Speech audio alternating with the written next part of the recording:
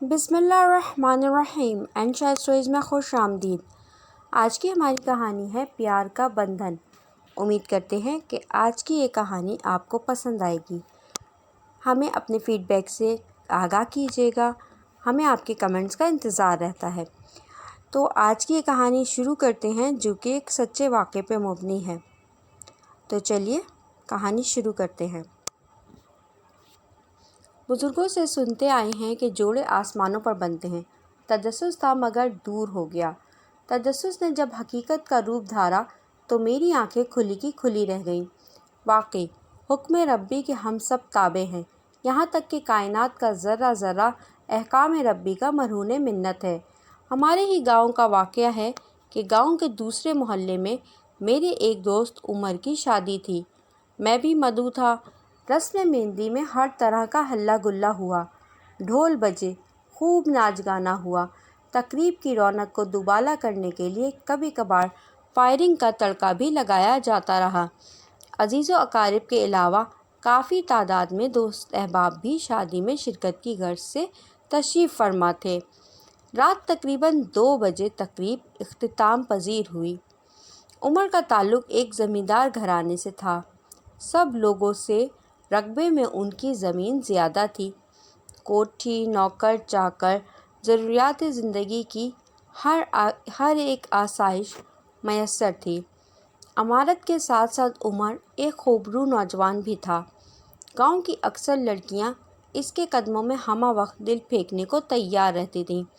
College میں بھی اس کی کافی لڑکیوں کے ساتھ دوستی تھی۔ اس کے باوجود عمر کیریکٹر لیس نہ تھا۔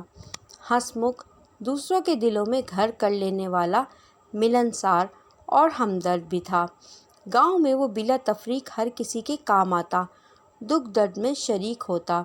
مہندی کی رسم سے فارغ ہونے کے بعد جس کو جہاں جگہ ملی لیٹ گیا۔ میں تو اپنے گھر لوٹ آیا۔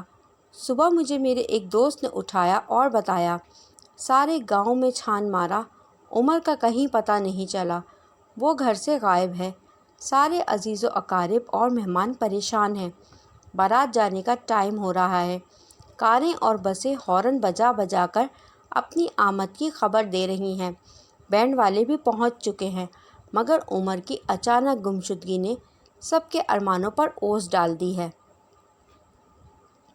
نہ جانے خوشیوں کو کس ظالم کی نظر لگ گئی۔ خوشیوں بھرا آنگن ماتم کدہ بن کے رہ گیا ہے۔ دوپہر ہونے کو تھی۔ برادری کے بوڑھوں نے فیصلہ کیا کہ عمر کے چھوٹے بھائی عمار کو تیار کرو، سانپ بھی مر جائے گا اور لاٹھی بھی سلامت رہے گی، لڑکی والوں کی عزت بھی محفوظ رہے گی اور لڑکے والے بھی لوگوں کے طعنوں سے بچ جائیں گے۔ اس ساری صورتحال سے لڑکی والے بھی آگاہ ہو چکے تھے۔ انہوں نے اپنے ایک کمی کے ہاتھ عمر کے ہاں پیغام بھجوا دیا کہ ہم کو سب معلوم ہو چکا ہے، لہٰذا ہمارے ہاں آنے کی قطعی جرات نہ کرنا، کیونکہ عمار بھی عمر ہی کا بھائی ہے، وہ عمر سے بھی 2 ہاتھ آگے ہوگا۔ اور ساتھ ہی دوسرے کمی کو ہمارے ہی گاؤں کے دلاور جو عمر ہی کا کزن تھا کو پیغام بھجوا دیا کہ فوراً تیار ہو کر چند عزیز ساتھ لے کر پہنچ جاؤ۔ زیادہ تردد کرنے کی بھی ضرورت نہیں، کیونکہ ہم نے سب انتظام کر رکھا ہے۔ دلاور کی تو جیسے لاٹری نکل آئی، خوشی سے پھولے نہیں سما رہا تھا۔ چند دن پہلے سے ماتم کنا دلاور کی تو اب بانجیں کھل رہی تھیں۔ جب مجھے اس واقعے کا علم ہوا تو میں سن کر حیران و پریشان ہو گیا اور بے اختیار پکار اٹھا، واہ میرے مولا، تیرے رنگ تو ہی جانے۔ دلاور عمر کا کزن تھا، مگر کسی بھی طور وہ عمر کا ہم پلہ نہیں تھا۔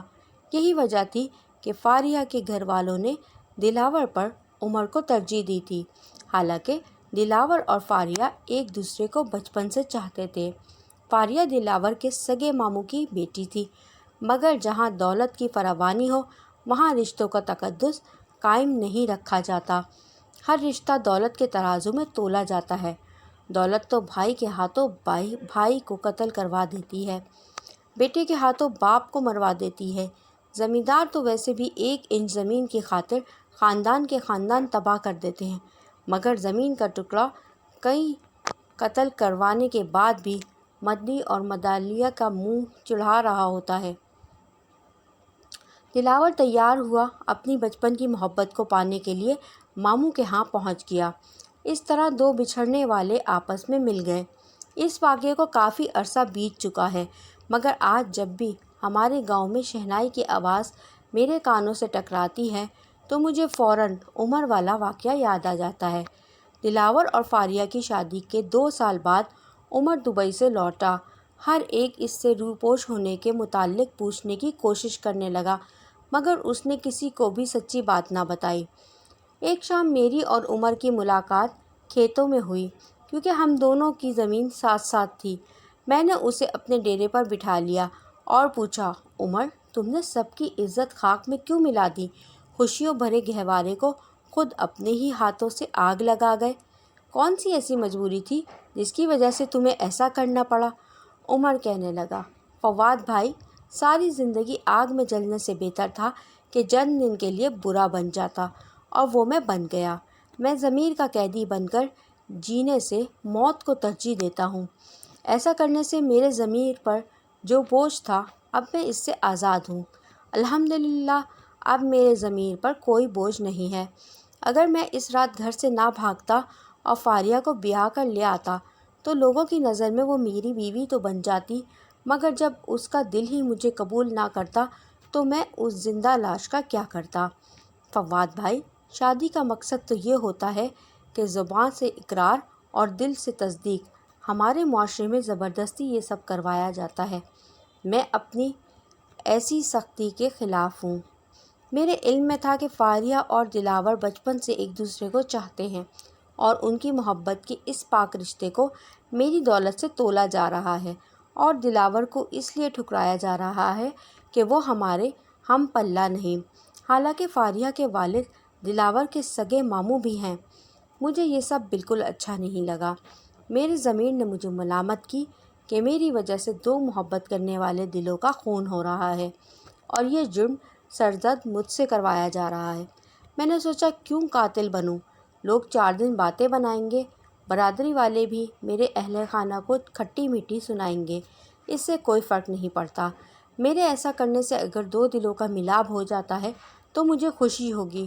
ویسے بھی فواد بھائی، جوڑے تو آسمانوں پر بنتے ہیں، اللہ سائیں جو کرتا ہے بہتر کرتا ہے۔ دلاور اور فاریہ ہنسی خوشی زندگی بسر کر رہے ہیں۔ ان کے آنگن میں اب 2 ننھے سے پھول بھی کھل چکے ہیں۔ ہمارے لیے بھی اللہ نے کچھ اچھا ہی سوچا ہوگا۔ آج کی یہ کہانی آپ کو کیسی لگی؟ ہمیں فیڈ بیک میں ضرور بتائیے گا، ہمیں انتظار رہے گا۔ ہمارا چینل سبسکرائب کیجیے، انشا اسٹوریز کو لائک کیجیے، شیئر کیجیے، اور اپنی فرینڈز اینڈ فیملی میں اس کو زیادہ سے زیادہ شیئر کیجیے۔ تو ملتے ہیں کسی نئی اسٹوری کے ساتھ۔ اپنا بہت خیال رکھیے گا۔ اللہ حافظ۔